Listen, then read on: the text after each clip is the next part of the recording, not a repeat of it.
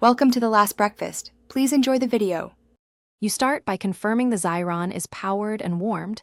This prevents jams and inconsistent adhesive. Next, inspect the paper.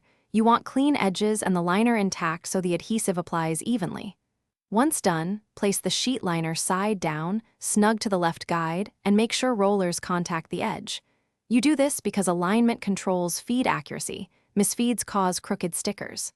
Finally, set the laminate or adhesive cartridge to the corresponding slot, so the machine recognizes the media.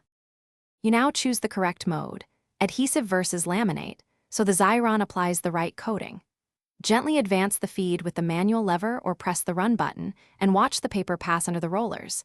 This lets you catch skew or air pockets early. If you see bubbling or a drift beyond 1/8 inch, stop immediately and roll the media back a bit to reseat it. Doing this prevents ruined sheets and keeps the adhesive layer smooth for cutting and peeling later. You finish by trimming the sticker, leaving a small adhesive border. A clean trimmer prevents frayed edges. After cutting, peel the backing slowly at a low angle to reduce stretching and keep the adhesive intact on the sticker surface. For multi-stick sheets, press lightly with a roller to ensure full adhesion.